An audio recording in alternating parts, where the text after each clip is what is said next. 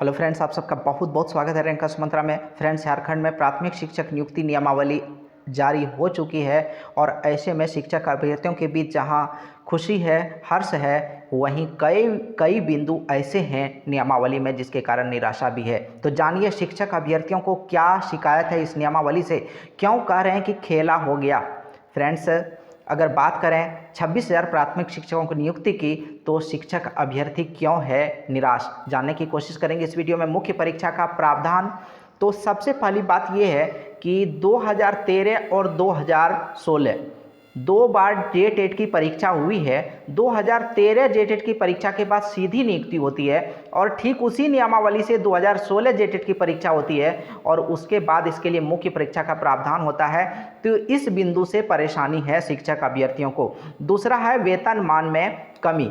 तो आप सभी जान रहे हैं कि जो वेतनमान 2013 के बाद जो नियुक्ति प्रक्रिया हुई थी उन्हें मिल रहा है और जो वेतनमान अभी मिल रहा है उसमें बहुत ज़्यादा डिफरेंस है।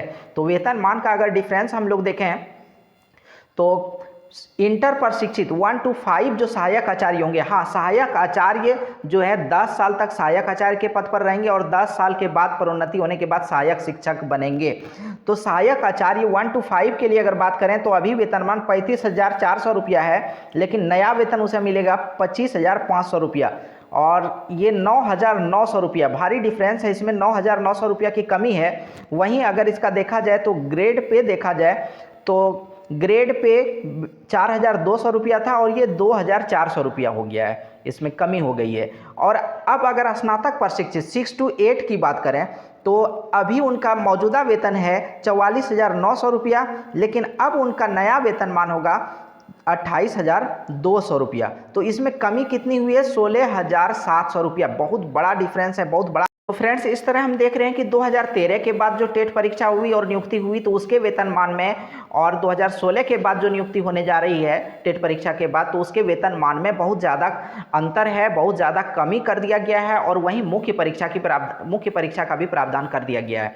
नेक्स्ट अगर बात करें मैट्रिक इंटर का मामला, तो मैट्रिक इंटर का मामला सामान्य वर्ग के लिए अभ्यर्थियों के लिए ये किया गया है कि मैट्रिक और इंटर झारखंड के ही किसी मान्यता प्राप्त शैक्षणिक संस्थान से होना चाहिए, जबकि जो है आरक्षित वर्ग के लिए शिथिल रखा गया है। तो अब सवाल ये उठता है, कोई सामान्य वर्ग के अभ्यर्थी जो झारखंड के निवासी भी हैं लेकिन अगर झारखंड से मैट्रिक इंटर नहीं किया है तो क्या उन्हें नियुक्ति प्रक्रिया से वंचित किया जा सकता है? तो ये एक बड़ा प्रश्न है। अब देखें भाषा विवाद, तो क्षेत्रीय और जनजातीय भाषा जो झारखंड में नियोजन नीति में स्वीकृत की गई है उसमें हिंदी को सम्मिलित नहीं किया गया है, तो इस पर भी विवाद चल रहा है। तो मैट्रिक इंटर का मामला और भाषा विवाद दोनों हाई कोर्ट तक भी पहुंच चुका है नियोजन नीति को लेकर।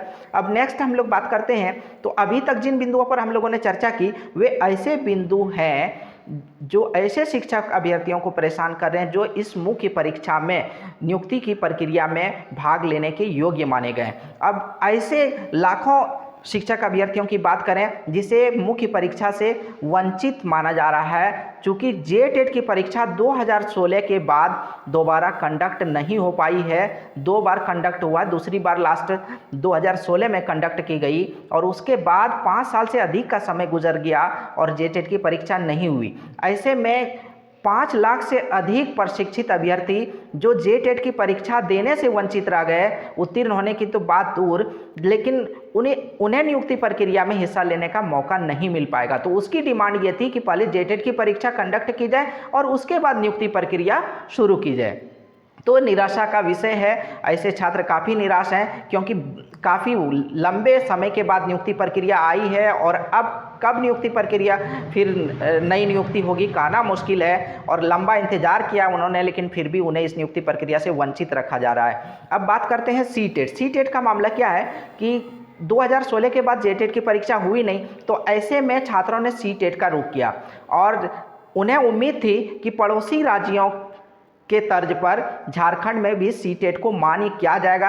हालांकि यहाँ क्षेत्रीय जनजातीय भाषा की बाध्यता के कारण अब तक मान्य नहीं किया गया था, लेकिन इस बार चूंकि मुख्य परीक्षा हो रही है तो ऐसे में मुख्य परीक्षा में क्षेत्रीय जनजातीय भाषा को जगह दी गई, तो ऐसे में सीटेट को सम्मिलित किया जा सकता था और क्षेत्रीय और जनजातीय भाषा के ज्ञान को मुख्य परीक्षा में आंका जा सकता था। लेकिन फिर भी सी टेट को सम्मिलित नहीं किया गया। चूंकि जे टेट की परीक्षा लंबे समय से नहीं हुई है, तो ऐसे में सी टेट को मौका देना चाहिए था। तो ऐसे शिक्षक अभ्यर्थी भी परेशान है। तो फ्रेंड्स, आई होप कि कौन से ऐसे बिंदु हैं जिससे शिक्षक अभ्यर्थी परेशान है, ये आपने अच्छी तरह समझ लिया है।